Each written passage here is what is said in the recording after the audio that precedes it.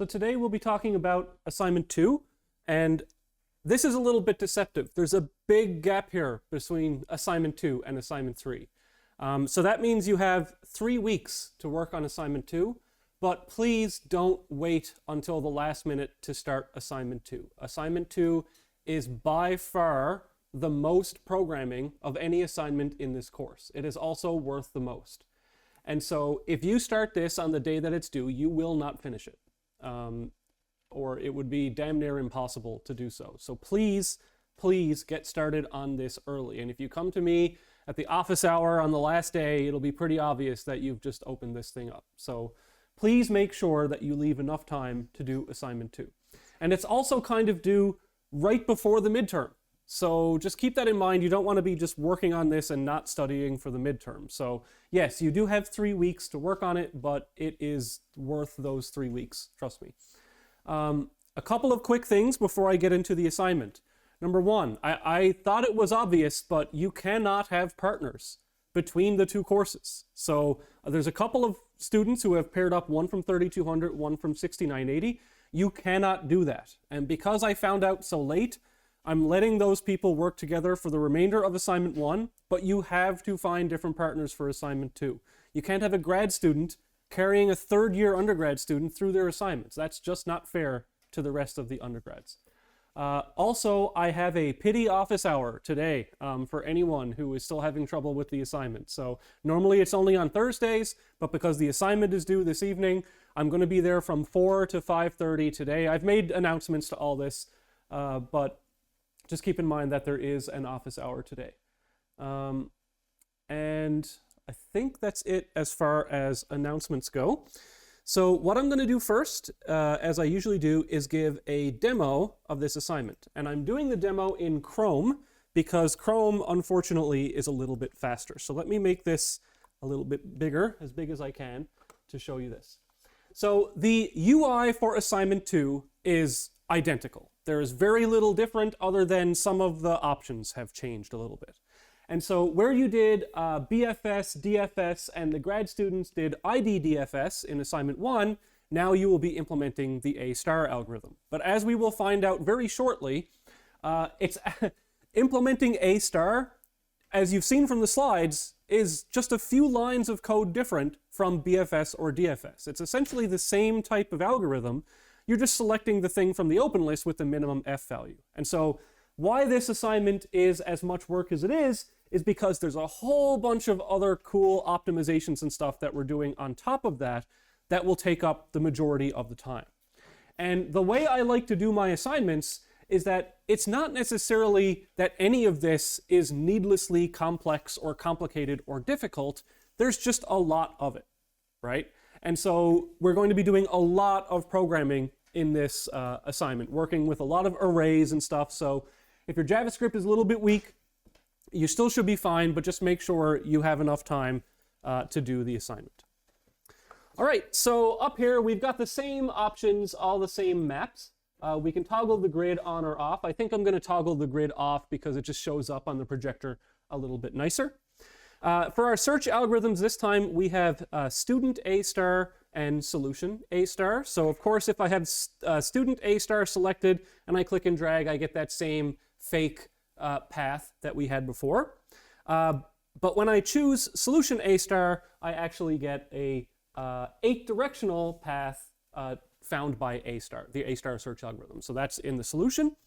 I will get into this option over here. So we see we have another option here, which is unidirectional or bidirectional. And I will get into what that is later in the lecture, but that is the differentiator this time between the undergrad version of the course and the grad version of the course. So the grad students will have to implement bidirectional A-star search, but the undergrad students won't.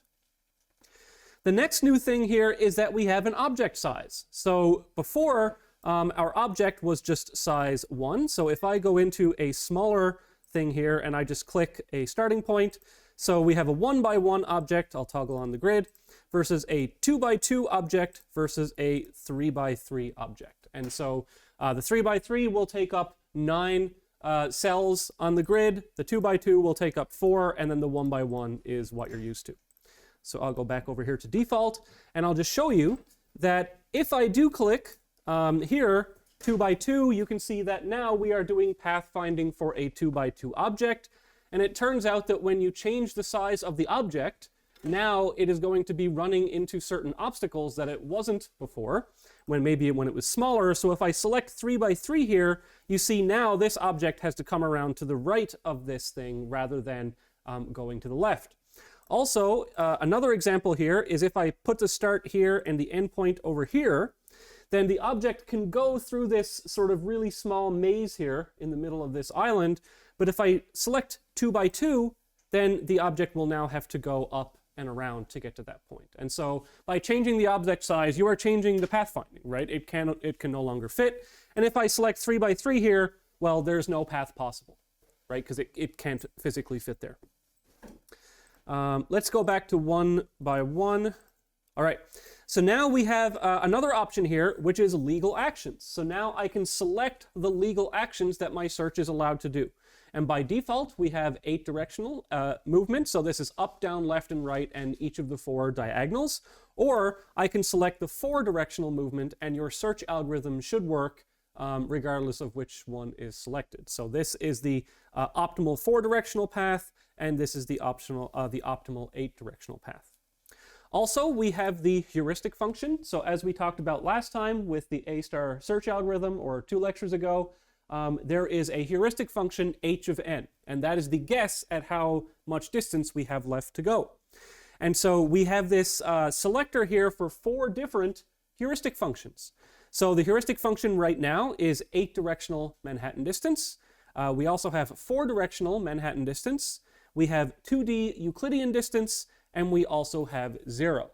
So as we looked last time, if we do A* with the 0 heuristic, does anyone remember which algorithm we will be approximating if we do that? Yep. Uniform cost search. So if I do this and I select 0, then, okay, let me come over to this blank one and animated search. So A* with a 0 heuristic, f equals g plus h. If h is 0, then f is just equal to g, so that's uniform cost search. So we just get this expanding the closest thing to the start node. Okay, so we have all of these options here this time for the search. Also down here, we are able to run the tests. So if I click run the tests, you'll see here that all of the example ones are returning 964. The reason for that is just because I've taken all 8 of the directions and just added their costs together. So as an example, which we'll get to in the code, these all return 964. But if I change it to solution and click run tests, you can see that these tests are pretty quick. So it's running on my laptop in about 7 milliseconds. If I change this to bidirectional search, if you've done it correctly, the test should also pass.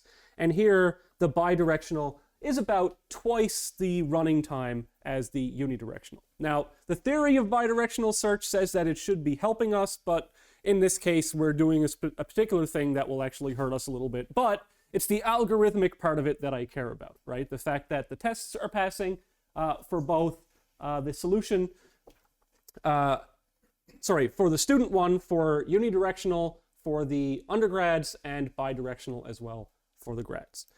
And I don't think I have... Oh, I do want to show a couple more things.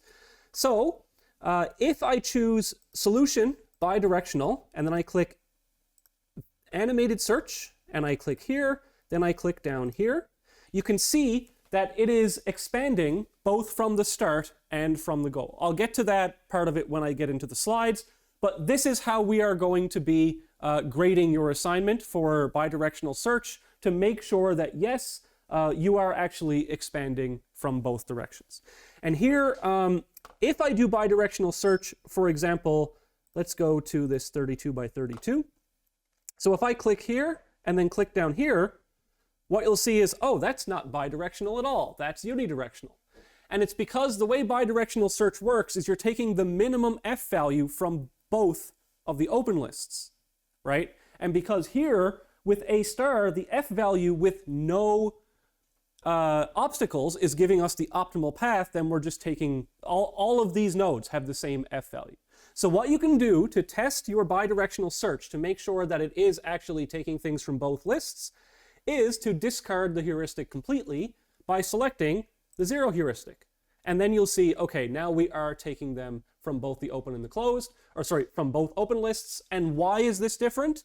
Is because with 0 heuristic, it's just f equal to g. And so what it's doing, it is taking the closest thing to either of the starting locations. Okay, so that's why this is. And then you'll see when they meet in the middle, let me do a little bit of an easier one. We will get our path. Okay, oh, but wait a minute, it went for a bit longer. Why was that? We'll see that when I get into the slides. So, all right, so that's it for the demo. It is so similar to assignment 1, and the good thing is that now you're used to this framework, and if you weren't sick of grids already, I promise you you'll be sick of grids by the end of this assignment.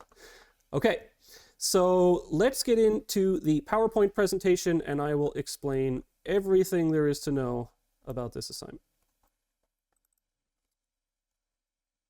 Oh, one more thing in the demo. The other thing that we have in this assignment, I have to select the solution, is, and I apologize to Mac users, I brought a mouse specifically for this. If you hold down the right mouse button, I have this thing called connected sectors. And so a connected sector is a group of states that are all connected to each other. Connectedness meaning that there is a path possible between all of the states that are in pink. So here, I can path find from any of these pink ones to any of the other pink ones. But any of the ones that are not possible to be reached are not highlighted. So here, for example, here, here, here, etc. Now what you'll notice is, when I select a different object size, you'll see that there's a little bit left off of those edges. And the reason for that is because the location of the object is the top left corner, right? So I'm not drawing in every single pixel that the object fills up, just the top left corner. So down here you can see this, and if I select 3 by 3, it even becomes more obvious. And so this is these are the connected sectors. And what I've done with the student code, by default, all it does is check the color. And so you've got to change this, obviously. But here, it just highlights everything that's gray, everything that's blue, everything that's green. And so we'll get into all that and how it works. Okay, that's it. That was the last thing. I always forget that part, but it's important, because that's actually more work than the A-star search algorithm. Okie doke. So here we're going to be talking about assignment 2, obviously. Some grid pathfinding optimizations, and at the end for 6980 we'll talk about the bidirectional search. So what's new in assignment 2? I rhymed and I didn't mean it. So the A-star search algorithm is new, but it's not that new because it's kind of the same algorithm, just with a different selection from the open list. We've got multiple object sizes, we've got 8 directional movement now, we've got heuristic functions, connected sectors, some pre-computing and optimization if you want to, and for 6980, bidirectional search. So this is worthy of 3 weeks of an assignment. Here is the A-star graph search algorithm that you will be implementing, and you can just take that and implement it. I've just included it there for you, so when you have it in this version of the slides rather than need to go back to the other version of the slides.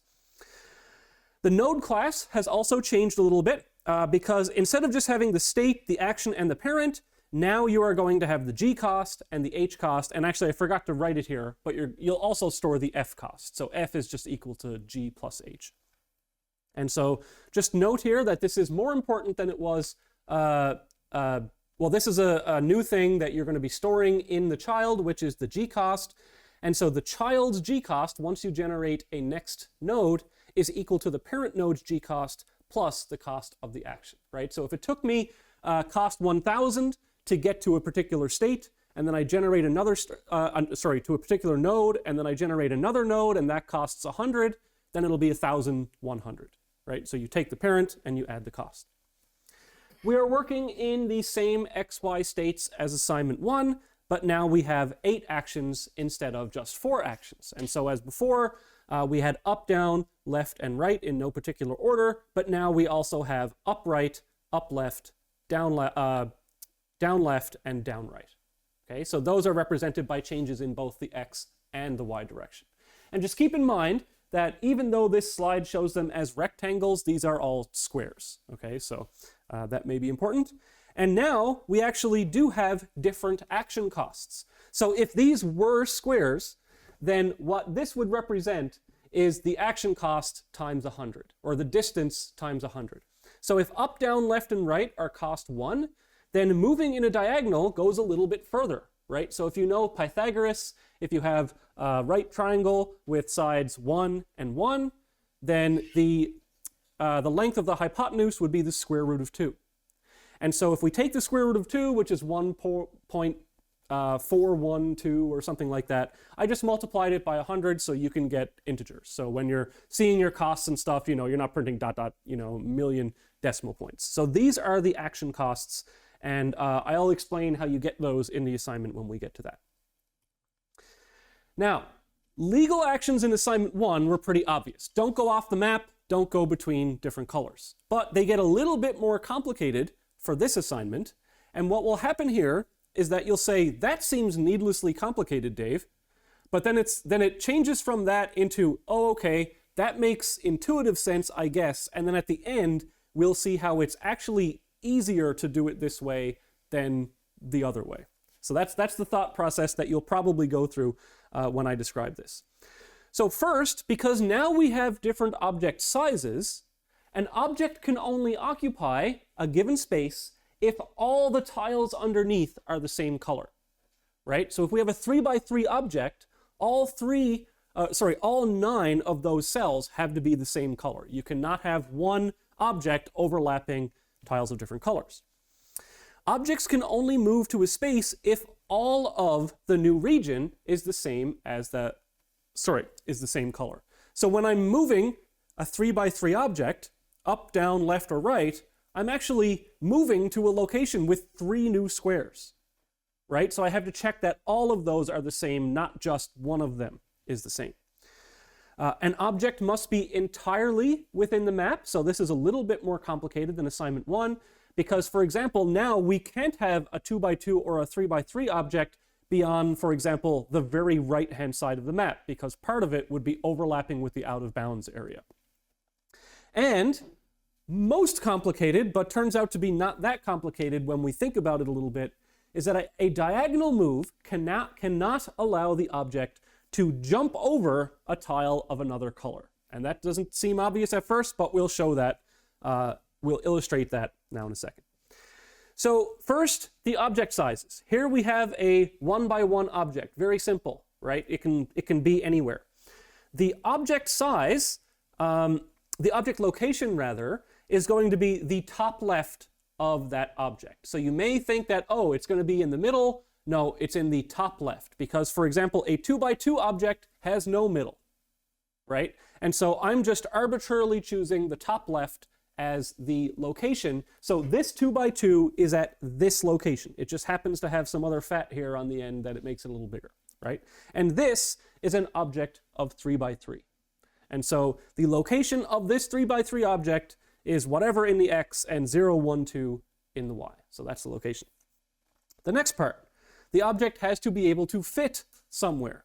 So for example, because all of the tiles underneath this object are blue, this object can fit at this location. But the object cannot fit at that location because it would be overlapping some blue tiles and some green tiles. Okay, so that is whether or not it can fit. So the first thing you have to do is know that it can actually go somewhere, and the second thing is whether or not the action is legal. So legal actions.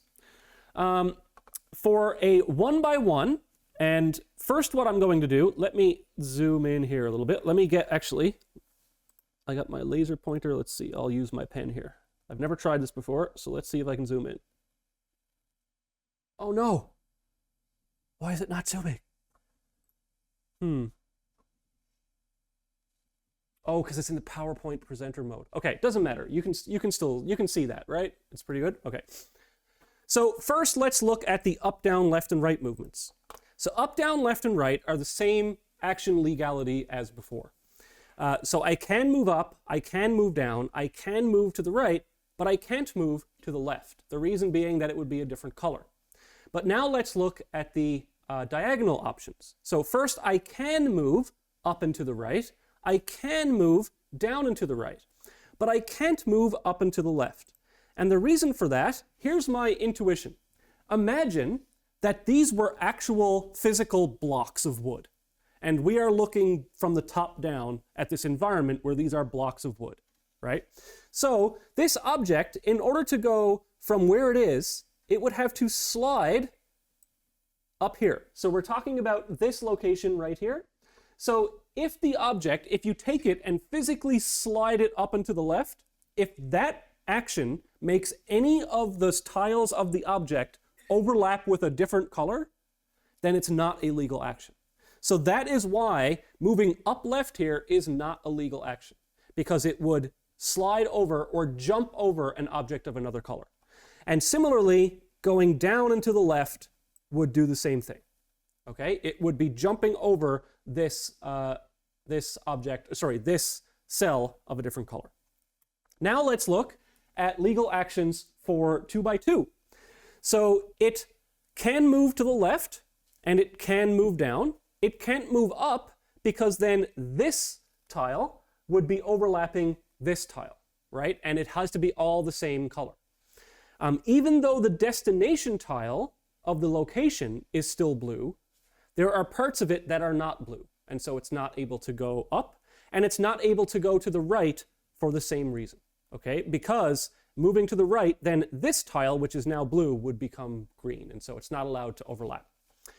The diagonals, it can move down and to the left, but let's look at what happens when I try and take this and move it up and to the left. If I try and take it and move it up and to the left, then it will be sliding over part of this green one. And so since that's jumping over another color, then that is not a legal action. And similarly, with going down and to the right, it would be jumping over this one, and obviously it can't go up and to the right.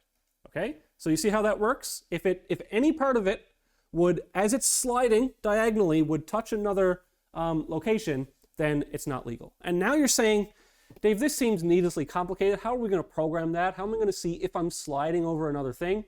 It turns out that this has a really nice property that we'll get to in a little bit. So the effect that this has is pretty dramatic on the paths, because you might look at this and intuitively say, oh, I could just go diagonally up here and get from the start to the goal. But the problem is that this would be sliding over these tiles of another color. And so for here, there is no path that's legal to go up and to the right like this. We would actually have to go all the way around to the left, up and over. So there is a path, but it's not the path that seems most obvious at first. But let's trim off some of this right here. So now, let's say we're in this situation. So now, I still can't make these diagonal moves. Why? Because this tile, if I move diagonally up to the right, would be sliding over this tile, right? So the diagonal moves here aren't legal, but there is a path where I can go up, right, up, right, up, right, up. So now we can get through here, but we can't just slide diagonally. We actually have to go in sort of a staircase fashion. All right, so that's just an interesting case. Now, here's a really interesting fact about this, and it makes this so much easier than you may think it's going to be. Here's the legality for diagonal actions for a 1-by-1 object placed right here. I can go up and to the right. I can go down and to the right. I cannot go down and to the left because I'd be sliding over, and I can't go up and to the left because I'd be sliding over, plus it's a different color. But let's overlay the cardinal directions now, okay? So if you think you can notice the relationship between cardinal legality and diagonal legality, just put your hand up and see. Okay, right there in the front. Yep. If it's on any of the cardinal directions, you can't go, like if it's on the left, you can't go up left or down left. If what's on the left, sorry. Like you can't move left, you also can't move up left or down left. Perfect. Okay, so it's kind of a hard thing to get out in words, but what we can see here is that upright is legal because going up then right, as well as right then up, is legal, right? So if I look down here, all you have to do really to know if a particular location, so this one, for example, am I allowed to go down left? Well, in order for that to be legal, I would have to be able to go down, then left, as well as left and then down. And so because one of the two cardinal directions on either side of this diagonal are false, which is what you were saying, this is not a legal action. And so this is a little shortcut that helps us to prevent all those nasty calculations that we would have had to do from tiles sliding over each other, etc. So here, for example, down left isn't legal because left and then down is not legal. Here, for example, moving up right is not legal because right and then up is not legal. Okay? So what we can do then, whenever we go to see whether or not a particular diagonal action is legal, we can actually say, okay, are both the cardinal actions legal? And if both of those are legal, then the diagonal action is legal. So it's really cool. By imposing this this restriction that you can't jump over things, we have now made it so that any path that is possible via diagonal actions must also be possible via cardinal actions. Okay? So our path is possibleness is the same for both cardinal actions and for diagonal actions. So later on, when we go to talk about connectivity, we can just compute it with cardinal actions, and we don't need to worry about diagonal actions. So all of this will come together at the end for some crazy cool optimizations. All right, now let's talk about paths. At first, if I hadn't told you all of this stuff, you might think that the shortest path between this start and this goal was this path. But this is not a legal path anymore. Why? Because this is jumping over these two tiles right here. And so the shortest path would actually be this. So you kind of have to touch the corners with the corners in order to make some of these shortest paths. The path cost is now the sum of all the action costs in the path. So for example, because these are cardinal, it's 100, 200, 300, 400, 500, 600, and now we have a diagonal action. So 600 plus 141, 741, 841, 941. And so that's how you calculate the total path cost. It's just the sum of all the action costs in the path. And so just you might think, okay, well, I guess as I'm forming the path backwards, instead of now just adding the actions to the path, then I have to sum up all the action costs. But that's not true, because your nodes now have a g cost. And so the g cost of the first node in the path is 0. Then when we do this action, we'll say that the g cost of this node is 100, because it was 0 plus 100, and so on and so forth. So when I get to this one, the g cost is 600, then I add 141, and when I get to the node that contains the goal, its g cost is already the sum of the action costs. So I know immediately what the length of the path was just by taking the g cost of the node. Now we'll talk about the heuristic functions. And so the heuristic function, as we talk about this h of n, is the guess at how much distance that we have remaining.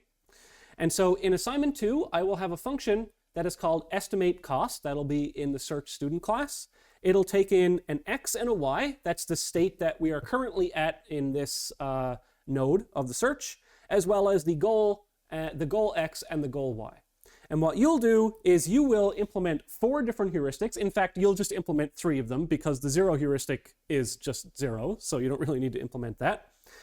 So the first one you have to implement, and there'll be a configuration option. It's like this.config.heuristic or whatever it's called. I'll get into that.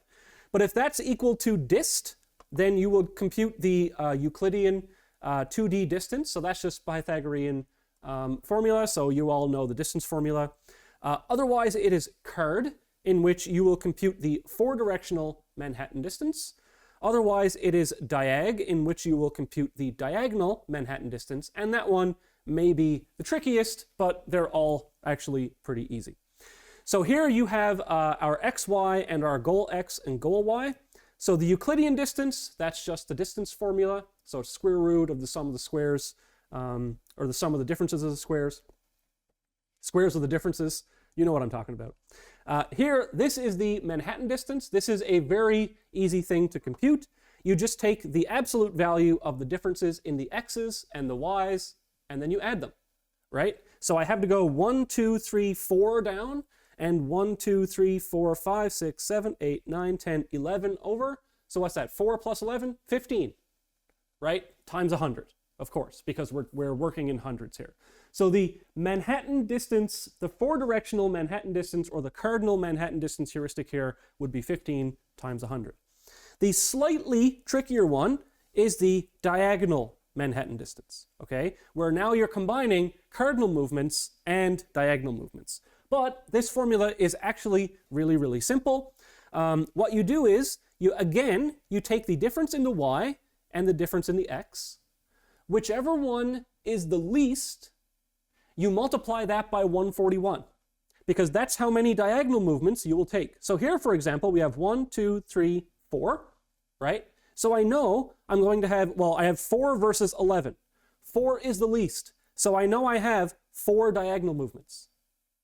Okay, so 1, 2, 3, 4 diagonal movements, 4 times 141, plus the remainder in cardinal movements. That's it. So it's actually pretty easy to compute. There's just one extra step. And then the zero heuristic, it's always just 0, right? In fact, I've already done that. Right now, by default, all of them just return 0. So you only need to edit those other 3. Take a sip.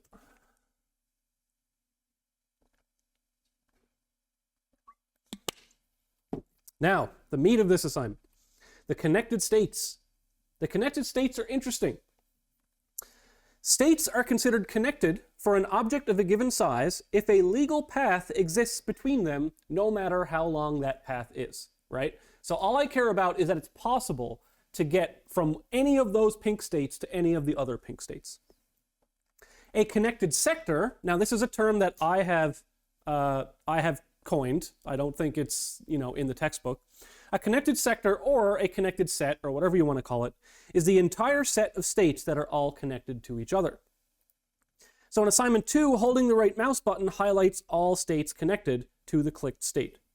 And a cool thing is that connectivity is transitive, right? So if A is connected to B and B is connected to C, then you know that A is also connected to C, right? So if you have, let's say for example, you start with one set, or one element in this, one location or one state in this set of connected states, and then you find one other thing that's connected to it. If you find any other thing that's connected to the first one, you know it also has to be connected to the second one. Because in the worst case, you could go from this one back to the first one, and then from the first one to the second one. So connectivity is transitive. So let's have a look here. What is connected? These two are connected, right? Because a path exists between them. These, A, B, and C, are all connected for size 1 objects. The reason they are connected for size 1 objects is because I can get from A to B, I can get from A to C, therefore, I know that I can get from B to C. Now, whether or not I have to go through A, that's not always necessary, and in this case, it's not, because I could just come down here. Question, hand up if you can think of the answer to this. Are these connected for size 2? In the back. How come?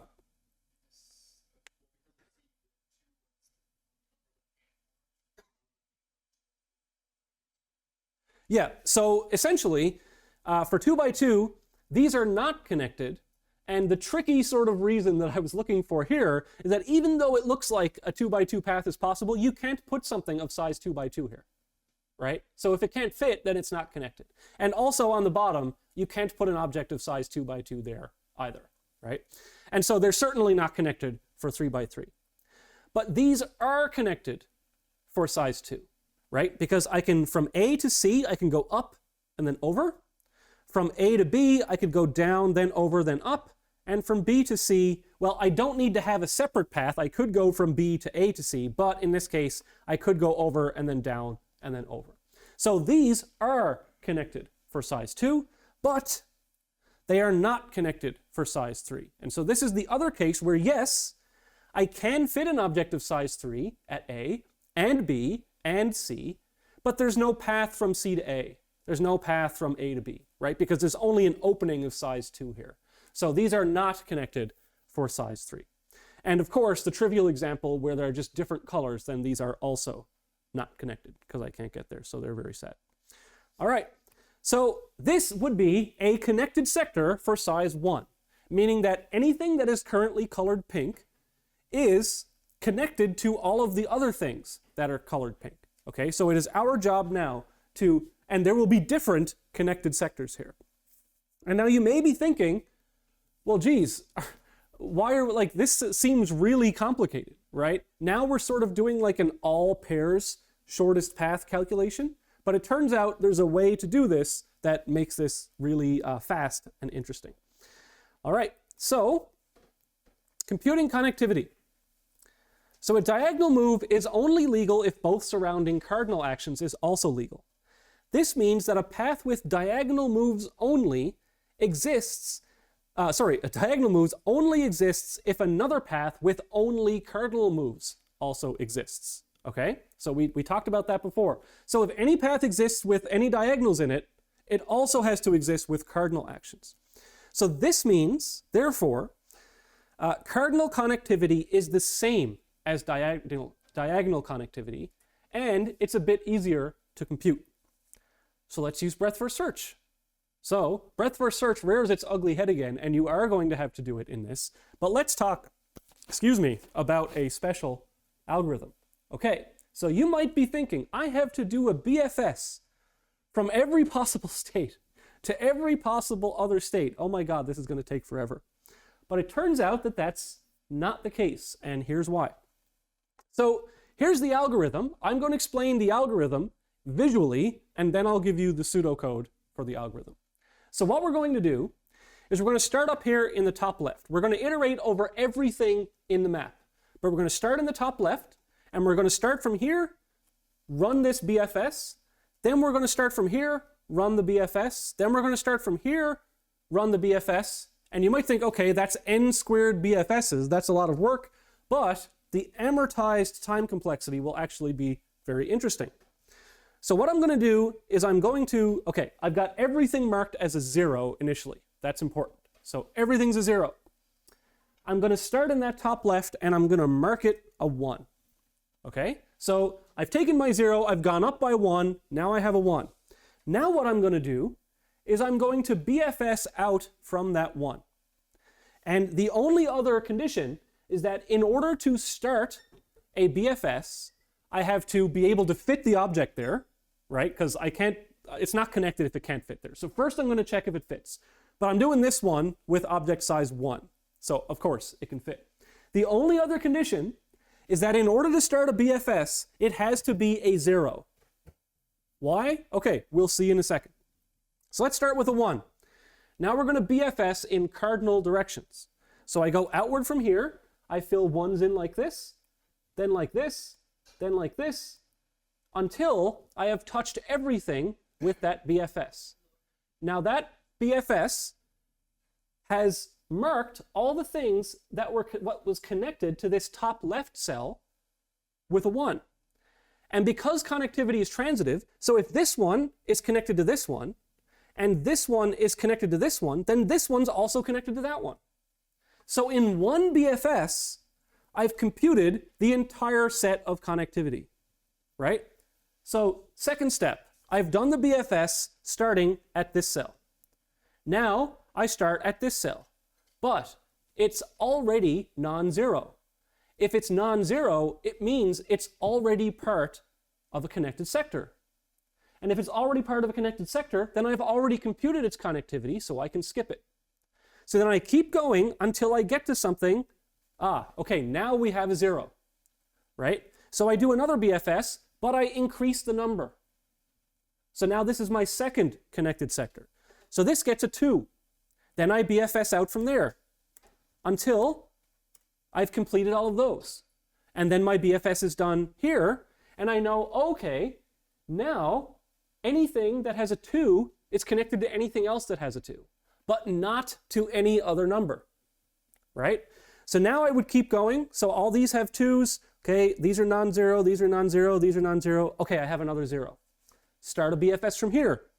Here's my BFS with a 3. So I increase the number, I BFS outward, and then I keep doing this, and I eventually get this grid of integers. And what this grid of integers I can do now is in constant time, instantaneously with just a lookup, I can say, is this cell connected to this cell? Well, if the numbers are different, then no. And if the numbers are the same, then yes. So I've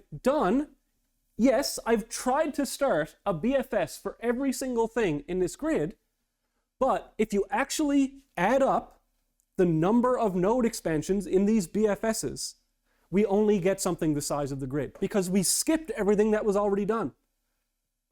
Right? Isn't that cool? How the amortized time complexity of this is just touching each cell in the grid once. So the only other thing is that as I'm doing this BFS, you might say, oh, but now you've got to create a closed list for each of these BFSs, and that's kind of expensive. We actually don't. Why? Because if the number is not 0, treat it as in the closed list. Right? Because we've already touched it. And so if we've already touched it, we don't. So for example, when I'm computing the children of this one, I look left, oh, I've already done that one because it's non-zero. So for these BFSs, I do not need to create a separate closed list structure because the connected sector matrix, if you will, is already acting like all of these closed lists. Yes? Are we supposed to implement a new BFS, or can we not just use the BFS we wrote for assignment 1? I would suggest a different one because A, you don't need a separate closed list. So the question was, can we just implement BFS from assignment 1? Yes, but it's going to be in a new function. Like you can copy and paste the code, right, and do it here, but I have a couple of other optimizations. So I should have just said save questions till the end because we'll answer that question in a bit. So you probably shouldn't be using that kind of slow version of BFS that we did in assignment 1. Okay, so those are the connected sectors. So here is the compute sectors code. So what I'm going to do is I am going to create a new, I'm just calling this a grid, but it's essentially just an array of arrays. It's a 2D array, the size of the map that has all zeros. Okay? Then my initial sector number is going to be 0. Then what I do, and this probably shouldn't be indented like this, but it doesn't matter. For each of the x's and for each of the y's, I am going to start a BFS here if it's 0 and my object can fit. So here I'm just saying if the sector number is not 0 or the object cannot fit here, then continue on to the next one, right? Otherwise, if it can fit and it's not 0, I know that I'm about to compute a new connected sector. So I increase the sector number by 1 to say that, okay, these new numbers are a new connected sector. And then I do a cardinal BFS outward, starting at xy, marking it as this sector number. So because this cardinal BFS is different enough, like you have to be marking in integers and stuff, you probably shouldn't just be reusing the same code. And then we're going to have a function, is connected, which is x1, y1, x2, y2, that asks, are these two states connected? That's just, hey, are the sector numbers the same? That's it. Now, the only other thing that you have to do is that when you construct the object for your search student, you have to do this for all the different object sizes, right? So if I select different object sizes in my UI, it's not recalling the constructor for your thing. So here, what you would actually have in the end, and this is important, is that instead of a 2D array, it's actually a 2D array of arrays. So here, for example, instead of just storing one sector number, you would store, like, you would have x1, y1, and then s, where s is the size, right? So you would have the connected sectors for size 1, the connected sectors for size 2, and for size 3. Okay, so the connectivity check, two tiles are connected if their pre-computed sector number is the same. We can use this as a pre-check to see if a path is possible before computing it. So If the start and the goal aren't connected, done. I can instantly know that, and I don't have to do any search, right?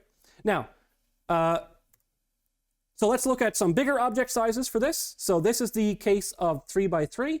So for example, this location for 3 by 3 is connected to this location, but they are not connected to this location because the object can't fit there. So what I will find is that for this map, for an object of size 3 by 3, there are the connected sectors. Those are the locations where the object can fit. And the cool thing is that if I start with zeros everywhere, if I ever looked up in the connected sector map and found a 0, I know that it can't fit there. So now in my search, when I'm generating legal actions, I no longer need to do something. So for example, a 3 by 3 object, what I may have needed to do before is say, is this the same as this, and this, and this, and this, and this, and this, and this? Is 9 checks, right? But now I can just look up in the sector map and say, is it a 0? Instantly I know if it can fit or not. So all the legal action stuff and all the can fit stuff, you only use it in that initial BFS, not in the eventual search. And just keep in mind that all of this is only possible because we're working in these grids. If you have an arbitrary graph, it's much more difficult to make structures like this. But I wanted to show you, if you're talking about things like video games, for example, video games are often represented in these grid structures, and so you can make really fast pathfinding. So the same thing for an object of size 3. I'll just go through this really quick. Here's what we have in the end. So all of these are connected, all the 1s, all the 2s are connected, all the 3s are connected, but and this 4 is connected, but it's not connected to anything else. So if I want to know if something fits, I just check to see if it's a 0 or not, and then I'll know if it fits. So your search student object will not, I should have just waited. I forgot that I had a slide on this. It will not reconstruct if a different object size is selected, so you must compute connectivity of all sizes in compute sectors when your object constructs. So instead of having just this dot sectors xy, you just have another dimension on there. So each of those is actually a little array, and so this is the sector xy at size s. So you can use a 3D array or a 2D array of arrays, however you think about it, right, in your head that makes it easier is fine. In practice, what I do, because sizes, there's no size 0, right? So it's size 1, 2, or 3. So I actually make this array 1 larger so that I can index it by the size, right? So size 0 doesn't really mean anything, so we can ignore those values. But this is index 1 is size 1, index 2 is size 2, index 3 is size 3. So that's what I do in my solution code. Okay, I got to speed up a bit. On the speed optimizations. So the following optimizations will not affect the number of nodes generated, but will dramatically speed up the running time. None of these optimizations are required for getting full marks, but some of them may be required if you want to actually make it look fast and perform smoothly on your laptop or whatever. So here's the compute sector optimization. I think I just said this. For large object sizes, we may have some tiles that have a 0 value. That means the object can't fit. So by pre-computing these values, we can use them later instead of doing the full object size check to see if all the underlying tiles have the same value. I just said that. I don't need to repeat that. Legal action optimization. The rule of no jumping over diagonal actually gives us an interesting property. A diagonal move of xy is only legal if both xy and yx are also legal. This property holds for all object sizes. So this is here. We just talked about that. I don't need to say that again. So, yeah, so that's an optimization you can use if you want. The most commonly called function in A2 is probably legal action, since it's called whenever a child node is generated. We can use the pre-computed connectivity sectors to check for legal cardinal actions, since actions are only legal if the source and destination tiles are connected, right? So we've already done connectivity checking, and if 2 adjacent tiles are connected, it means an action is legal. Cool. So let's have a look at this. Action for computing A, B, right? So A and B, if they're connected, then the action to go from A to B is legal. So we no longer have this huge is legal action function, we would only do that. Please, I gotta wait till the end. I'm following behind here. Hopefully it will be answered for you. For diagonal actions, look at AD. AD is only legal if AB, AC, and CD and BD are also legal, right? We just talked about that. AB is legal if A and B are connected. AB, BD, AC, and CD are legal if each of A, B, C, and D are all connected. So if A, B, C, D are all connected, then AD is legal. Okay? So if you check all 4 of those to see if they're connected, then I know the diagonal action is legal. And since connectivity is transitive, if AB and BD are connected, then A and D are connected. And so that means that if AB, AC, and AD are connected, so that's 3 checks, then the action is legal. So now, when I'm actually doing my A star search, my isLegalAction function is just 3 Boolean checks. Are these 2 connected? Are those 2 connected? And are those 2 connected? And so that's it. That's all I have to do in my isLegalAction. Here's another one, legal action optimization. Our environment is static. It never changes. Tiles will have the same legal actions for a given object size every time you visit them. So you could just pre-compute all the legal actions for all the tiles and just iterate over that list of legal actions every time you do a search. This will result in a lot of time saved. So you could do something like this, where you make another array, the size of the environment, and each cell of that holds a list of all the actions that are legal.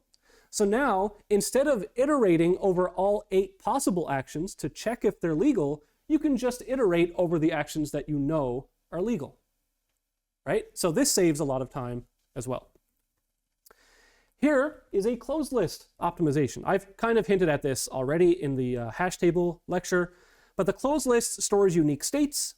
Each state on the map will either be in the closed list or not in the closed list. So store a 2D array of true and falses, the same size as the map, to denote whether or not it's in the closed list. And so closed list membership is now constant time, rather than having to look up the entire closed list. I don't know why that slide is there, so I'll skip it. Sorry about that. Open list optimization. You can, if you want to, just use a standard array for the open list and put nodes in it. And then every time you want to select a min f, you would have to iterate over the entire open list and find the one with the minimum f value. Or, as I'll show you in a bit, I have included a binary heap data structure, which will be much faster.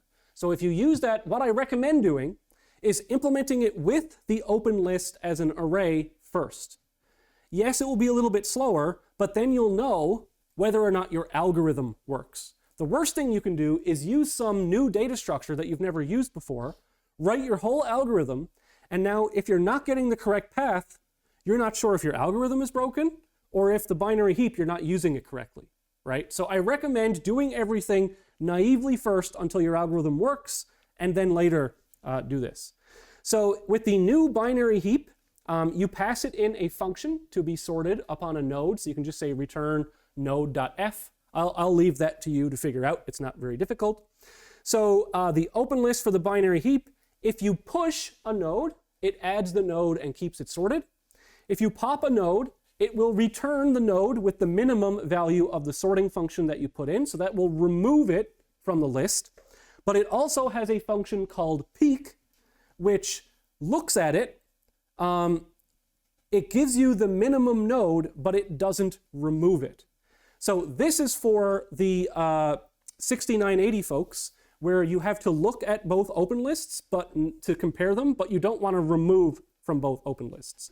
So you're going to want to look at the minimum f from both open lists and then just take it out of the one that had the minimum one. Okay? Here is BFS performance notes. Actually, implementing BFS with a queue that we've talked about results in reduced performance. So if you're actually using an array with shift, that's a terribly slow operation. Vector-based implemented queue needs to left shift all elements to pop from the front, which is very slow in practice.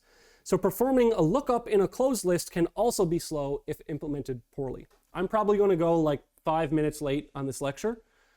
If I do, feel free to leave, but I'll just get it all for the recording.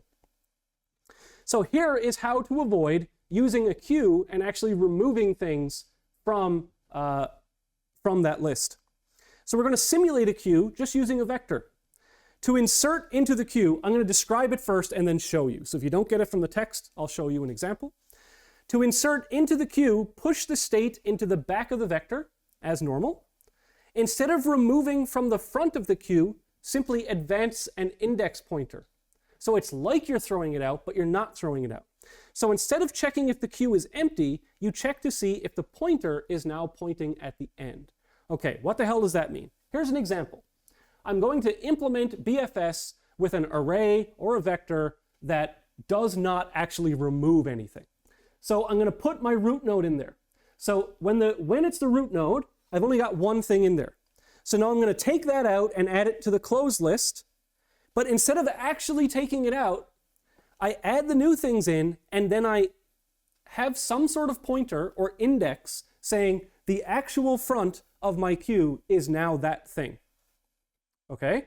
So now when I take this one out and add some more things, here's what happens. I've added a bunch, and then I take my index and I point it to the next thing. Right? So these things, I'm no longer having to remove all these things and shift all the contents over to the left. Array.shift is a linear time operation. This is a constant time operation. So then if I keep popping stuff from the list, now I can check, okay, does the end pointer actually match the beginning pointer? Now I know that it's empty. You don't have to do that, but it will be faster if you do that, okay? So this is another technique where we can trade memory for speed. And also why I don't recommend using the BFS that you did for assignment 1 for this one, because this one will be much faster. Next, tie-breaking F values. Many nodes in the open list contain identical values for F equal G plus H. How you tie-break those can affect how your path looks and the running time of your algorithm. It can also affect the number of node expansions. So if I just take a random F value, then my path can look like this.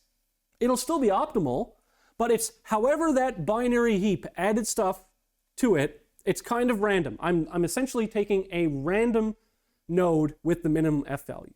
But it turns out that if you tie break with min G, you'll be expanding all the nodes in this parallelogram, right? Because you're always taking the thing that's the closest. So it turns out all of these red nodes all have the exact same value for F, right? Because there's no obstacles. So you could have an A star where you go from the top left to the bottom right and you expand every single node in the environment almost. But instead of tie breaking by G, you tie break on H, you go straight to the goal if there's no obstacles, okay? So I would recommend tie breaking based on H if you can, because you'll go from expanding that many nodes to expanding that many nodes and get the exact same result. And wouldn't you want to have that? Okay, 6980, bidirectional search. So far, we've looked at only finding a path from the start to the goal. What about the other way around? What if we went from the goal to the start? Or what if we did both? Bidirectional search goes from the start to the goal and from the goal to the start. The search stops when the graphs intersect, so when your closed lists intersect. So intuitively, we can visualize why bidirectional search may save computation. Search algorithms work out from the start, creating a radius of expansion. So which has a larger total area? One circle with diameter d, or two circles with diameter d over 2, okay? So if we look, here's one example of bidirectional search. Here's the start, here's the goal. If we had this instead, this circle is what unidirectional search would expand, versus ideally, these two circles is what bidirectional search would expand, okay? So the area of the circle is the expansion, so the sum of the small circle areas are less than the big one. In practice, it's kind of hard to get this performance, but bidirectional search can expand fewer nodes than unidirectional search. You may have to make search moderations. So how do you implement bidirectional search? I'm leaving this a bit fuzzy, to the grad students because I want you to do a little bit of independent thought. So you may use two open or close lists. You add the start node to its open list, you add the goal node to its close list. And just remember, it's a little bit tricky because the heuristic is backwards for the second close list. Because anything, the second open list. Because anything from that, you're now estimating the distance to the start rather than to the goal, right? So could you just use one of each list? I don't know. Add a start and a goal node to both to the open, choose the minimum f from the single open. Be careful of the heuristic function in this case. So if you can get it to work with a single open list, you can do that as well. I think my solution code used two open lists. So there's a new goal test condition. How do I know when I've reached the goal? Is it when the closed lists intersect? Is it when the open lists intersect? Try them both out. See what you get. Node expansion options. Do you just take the minimum f from one of them, from both of them? Do you expand the minimum from all of them? You could have some bounding strategies in there. There's lots of cool things that you can do with bidirectional search, but here is the kicker, optimality. Can we ensure optimality with bidirectional search? Well, look at this. There's a purple node right here. Two shortest paths to a common state may not be the overall shortest path between the two states. So here we have a start and a goal, and we've done some bidirectional search. And so this purple node is the first node that's in both closed lists. And so what that means is this is the optimal path from the goal to the purple node, and this is the optimal path from the start to the purple node. But if I just take these two paths and add them together, that is not the optimal path from the start to the goal. That would be going through here, just taking this diagonal, right? So it missed the optimal one. So if we stop at the first solution, it may not be the optimal one. So for A star, we can be optimal. So what we do is we set an initial solution cost to infinity. So I haven't found a path yet, so my path cost is infinity, okay? Whenever you find a new better solution, set that path cost to the cost that you found. So I would set initially, okay, I found this path, I'm going to set my best path so far to that one. Now, I'm going to stop when the next node's f cost is greater than the best solution so far. Why? Because A star guarantees me I'm searching everything with an f cost less than the optimal path, right? So if the node's f cost that I pull from either open list is greater than any path cost that I've found so far, I know that I must have found the optimal solution because I've searched everything up to a path that's worse than this one, okay? So in practice, this doesn't save time, but it is optimal. So for A2 requirements for 6980, what I'm recommending is the following. Use two open and closed lists, add the start to the start list, the goal to the goal closed list. Return the contents of both open and closed lists for the visualization, so I can see them both growing. So in the get open and get closed, you just have to add both of them. Animated search should show nodes being selected from both of the lists. The path should be formed when both lists meet. It should show a path if one is possible. Optimal paths and tests are not necessary for most of the marks, but I meant to change this to 5%. So the last 5% is from your bidirectional search actually returning optimal paths. Okay, so you'll get 95 if you get bidirectional search working. You'll get 100 if it has the optimal paths. If you are a grad student, you might be interested in this sort of thing. So Nathan Sturdivant and Ariel Fellner, they're both colleagues of mine. They are the world experts on bidirectional search. This paper has some very interesting properties of bidirectional search. I will not be putting this on the tests or on the exams. It's just, hey, if you're interested, here's a bunch of theory about bidirectional search that I'm not going to go into. Here's another website that has a really cool bidirectional search demo that you can look at if you want to. Okay, so we've got 10 minutes left, so I'm going to go over the code of the assignment. Discard those annotations. Okay, so here is the code. Let me go over the files that are in the assignment. So I split up the marks file into two this time. So here's the 3200 marks, here's the 6980 marks. This file is just the GUI. You don't need to worry about that one. This is the binary heap. I have borrowed it from somewhere else with attribution. So this is the binary heap. You can use that once you have your assignment working. Then you can optimize it by using the binary heap. For this assignment, and this assignment only, if you find a data structure online that was generated by a human that is citable, you are allowed to use any data structure that speeds up your code. But it has to be non-AI generated and attributable to a paper or another human being or a textbook. Okay? So you can use this binary heap if you want, or you can go out and use any other data structure. But again, no ChatGPT in this course. Here is the environment. The only thing that has changed about the environment class in this assignment is now is_out_of_bounds takes a size parameter. The number one source of errors that I've found in this assignment is people calling is_out_of_bounds like assignment 1 with just x, y, but without the size parameter. Because something is out of bounds, if it's size 3, it's different. And so you have to add the size when to check if it's actually overlapping with the bottom or the right-hand side. So other than that, environment is the same. Then we have the index, that's the same. And we have search student. So let's get into search student. I'm going to come back to this top thing because this is the recommended order that there's a lot of stuff to do. And like I said in a previous lecture, you got to build the floor before the walls, before the roof. Okay, so this is my house planning for assignment 2. So I'll get back to that. But here, this is an example of how you would pass a sorting function into the binary heap data structure. Okay, so in the constructor of the binary heap, it's going to take a function.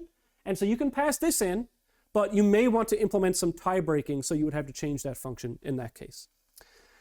So when you call the search student constructor, the constructor calls the compute sectors function. And that's where you are going to pre-compute. And by pre-compute, I'm meaning before you do any of the searches, all of your sector computation will be done. So here is, okay, here are some of the functions you will need for that. Can fit. Here, in order to do that first BFS that computes the sectors, you're going to need to be able to check if an object of size y actually fits in a specific part of the environment. Right now, that just returns true, so you're going to have to change that so that it correctly checks if it's out of bounds, and remember, if all of the tiles contain the same value. Next, we have the compute sectors function. This is where you do all of the code for the compute sectors. This is the isConnected function. And so right now, all it's doing is checking for the same value. So if I go back to the assignment, the student version everything that's the same value will be purple. So you have to change that to check your sector code, okay? So that correctly, it is the actual things that are connected and just not all the things of the same color. So that's where that function goes. Next is the isLegalAction function. So remember, once you have your compute sectors code completed, then this would be 3 of those Boolean checks. Are these two connected, are those two connected, and are those two connected? That's the isLegalAction function. But something that trips people up at first is that in order to do the BFS, you are going to have a different isLegalAction function, right? So when you do that BFS that I talked about on the slides, you still need to know, can I take this thing and move it over there, right? And that is where, so you will need another function somewhere, because if this relies on the computed sectors to be finished, then of course you can't use it to compute connected sectors. So I think you're picking up what I'm putting down there. All right, estimate cost. This is easy. This is just where you implement all of the different heuristic functions. Okay, I've already talked about how you compute those. And that's the this.config.heuristic. That's what it uses. Then you have start search. So start search is as it was before. Anything you need to do to set up a new search, you are going to put in here. And for the 6980 folks, you may have multiple open or closed lists. Make sure you reset all of them there. Search iteration, here is where you do a search iteration. And again, like we had IDDFS in a separate function for the first assignment, the bidirectional search is going to be so different from the unidirectional search that what I do here is say, okay, if this.config.bidirectional, which is what you get from selecting it here, then just call that other function. Okay, so put all your unidirectional stuff in search iteration, and then search iteration BD is where your bidirectional search will go.